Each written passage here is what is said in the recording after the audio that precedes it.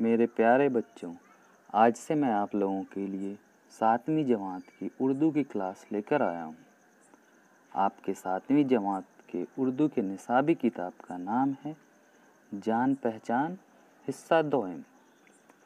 آج میں آپ لوگوں کے لیے اول یعنی پہلا کلاس آپ کے کتاب کا پہلا سبق جو ایک نظم ہے، اور اس نظم کا نام ہے میرا ہندوستان وطن۔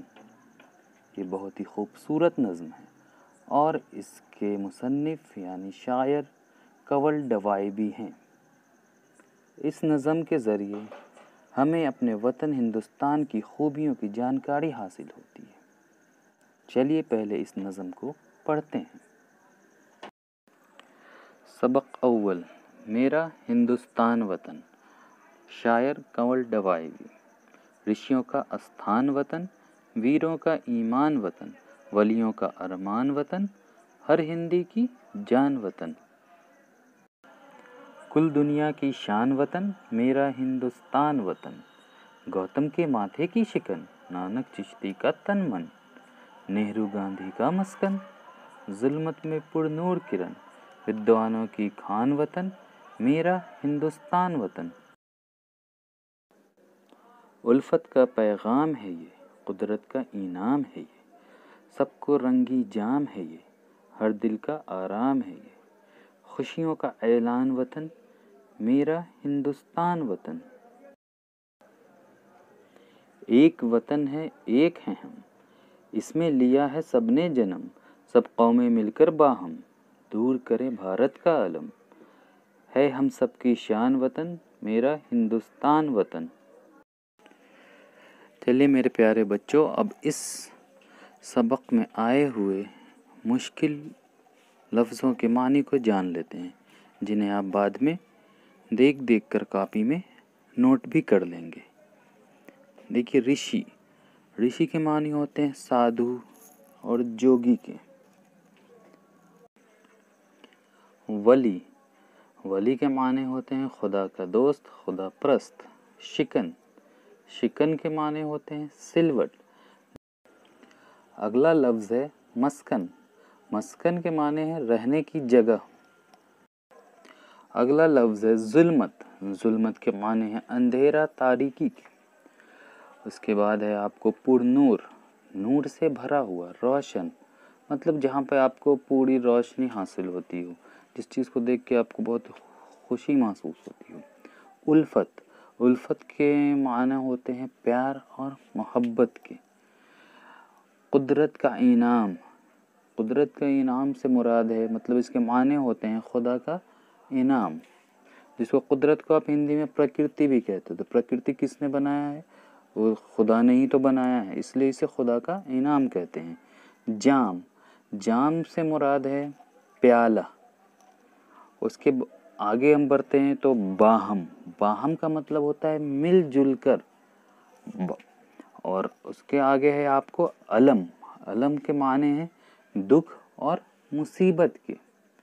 یہ الف سے علم ہے، اور ایک عین سے جو علم ہوتا ہے اس کے معنی ہوتے ہیں آپ کو جھنڈا کے۔ تو آپ اسے اپنے کاپی میں بھی ضرور نوٹ کر لیں گے۔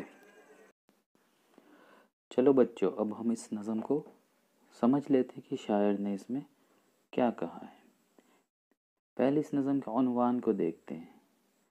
میرا ہندوستان وطن کے معنی ہوتے ہیں ملک کے، جسے ہندی میں ہم دیش بھی کہتے ہیں۔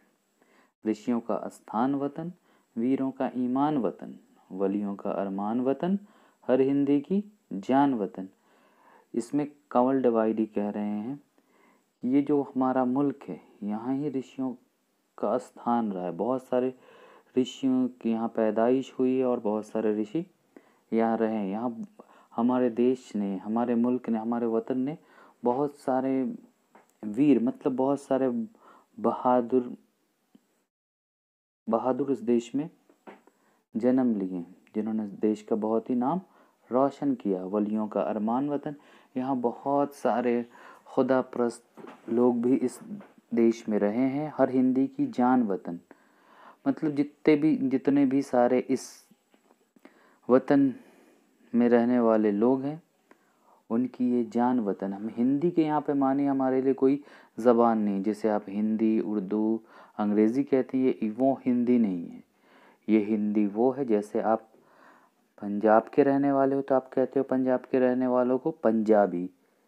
اسی طریقے سے اگر آپ بہار کے رہنے والے ہو تو بہار کے رہنے والوں کو آپ کہتے ہو بہاری. یا چین کے رہنے والے ہو تو اسی کو کہتے ہو آپ چینی. ایران کے رہنے والے ہو تو اسے آپ کہتے ہو ایرانی. یہ اسی لیے ہم اردو میں، جو ہمارا دیش ہے، ہمارا وطن ہے، جسے آپ ہندی میں بھارت کہتے ہو، اسی طریقے سے اردو میں اسے ہم ہندوستان کہتے ہیں. ہندوستان کو ہی چھوٹے سے لفظ میں ہند کہتے ہیں، اور اسی ہند سے بنا ہے یہ ہندی، مطلب ہندوستان میں رہنے والے لوگ. کل دنیا کی شان وطن میرا ہندوستان وطن، گوتم کے ماتھے کی شکن، نانک چشتی کا تن من، نہرو گاندھی کا مسکن، ظلمت میں پر نور کرن. اس میں شاعر آگے کہہ رہے ہیں کہ جو ہمارا ملک ہے ہندوستان، ہمارا وطن جو ہندوستان ہے، وہ پورے دنیا میں جتنے بھی سارے ملک ہیں ان سب کی شان ہے یہ ہمارا ہندوستان وطن. گوتم کے ماتھے کی شکن، اگر آپ نے یہاں پہ گوتم کے ماتھے کی شکن جو استعمال کیا گیا، گوتم کے ماتھے کی شکن، آپ نے اگر گوتم بدھ کو دیکھا ہے، گوتم بدھ کی تصویروں میں آپ دیکھیں گے، گوتم بدھ کے جو آنکھ کے اوپر کا حصہ جو ہوتا ہے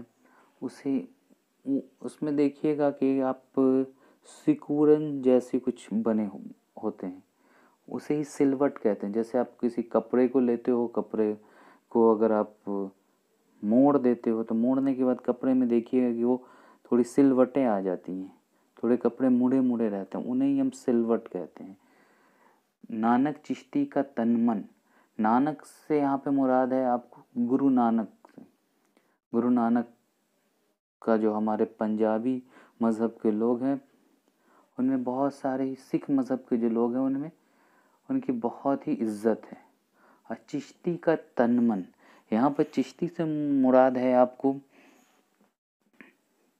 یہاں پہ چشتی سے مراد ہے آپ کو خواجہ معین الدین چشتی سے. خواجہ معین الدین چشتی کو آپ اگر نام سے نہیں جانتے ہو تو آپ اجمیر کو جانتے ہوگے، جو اجمیر میں ہی خواجہ معین الدین چشتی کا مزار ہے، جسے آپ اجمیر شریف کے نام سے جانتے ہو، کیونکہ وہ اس لیے مشہور ہے کہ ہمارے ہندوستان میں انہوں نے ہی اسلام پھیلایا تھا، اس لیے انہیں بہت ہی عزت سے یہاں نام لیا جاتا ہے. نہرو گاندھی کا مسکن، مطلب نہرو گاندھی کے رہنے کی جگہ، انہوں نے یہی جنم لیا ہے، یہی ان کی پیدائش ہوئی ہے.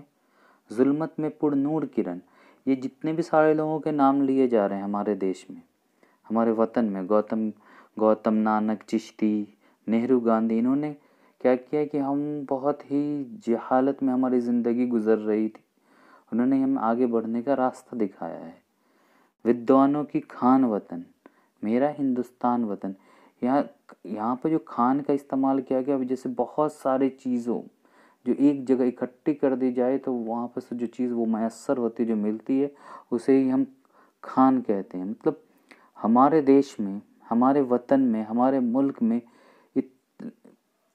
ایک نہیں کئی سارے ودوان ہیں. ودوان کہتے ہیں بہت ہی دماغ والے انسانوں کو. تو ہمارا دیش بہت ہی پڑھے لکھے، بہت ہی صلاحیت سے بھرپور پڑھے لکھے انسانوں کی خان ہے یہ وطن، میرا ہندوستان وطن. الفت کا پیغام ہے یہ، قدرت کا انعام ہے یہ، سب کو رنگی جام ہے یہ، ہر دل کا آرام ہے یہ، خوشیوں کا اعلان وطن میرا ہندوستان وطن. شاعر اس میں بتا رہے ہیں کہ الفت کا پیغام ہے یہ، قدرت کا انعام ہے یہ، سب کو رنگی جام ہے یہ، ہر دل کا آرام ہے یہ. مطلب محبت کا یہ خبر ہے، ہمیں خبر ملتی ہمیں اپنے وطن کے ذریعے. یہ قدرت کا انعام ہے، یہ خدا کی طرف سے ملا ہوا انعام ہے کہ ہم اس وطن کے لوگ ہیں، ہم ہندی ہیں. سب کو رنگی جام ہے یہ، ہر دل کا آرام ہے یہ. ہمارا وطن ایک خوبصورت پیالہ جیسا ہے، ہر دل کا آرام ہے یہ. کیونکہ اس وطن کا نام آتے ہی جیسے ہر لوگوں کے دل میں ایک سکون محسوس ہوتی ہے. ہمارے ہندوستان کا نام آتے ہی خوشیوں کا اعلان وطن، میرا ہندوستان وطن. ایک وطن ہے ایک ہیں ہم، اس میں لیا سب نے جنم، سب قومیں مل کر باہم دور کریں بھارت کا علم. شاعر اس میں آگے کہہ رہے ہیں کہ ایک ہی وطن ہے ہمارا، مطلب ایک ہی ملک ہے، ایک ہیں ہم. یہاں جتنے بھی سارے لوگ ہیں، چاہے وہ ہندو ہوں، چاہے مسلم ہو، سکھ ہو، عیسائی ہو، سبھی ہم ایک ہیں. سبھی قومیں جو ہیں نا، ہم مل جل کر ایک ہندوستان بناتے ہیں. اور جب سب ہم ملیں گے تو مل کر ہی دور کر سکتے ہیں ہم اپنے ملک کی ساری مصیبتوں کو. ہے ہم سب کی شان وطن، یہ جو ہمارا ملک ہندوستان ہے، یہ ہم سب کی شان ہے، میرا ہندوستان وطن. بچوں اب ہمیں یہ بتائیے کہ اس سبق سے ہمیں کیا سبق حاصل ہوا. ذرا سوچیں آپ. تو اس سبق سے ہمیں یہ سبق حاصل ہوا کہ یہ جو ہمارا دیش ہے یہ ویروں کا کھان ہے. یہاں سارے رشی اور ودوانوں کا کھان ہے. یہاں سبھی یہاں سب سے زیادہ ملتے ہیں.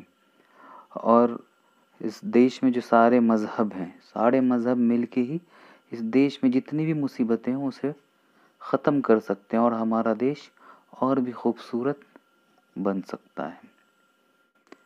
اور اب آپ کو میں بتا دوں کہ اس کے جو سوال جواب اب بچتے ہیں، آپ کوشش کریں خود سے سوال جواب بنانے کی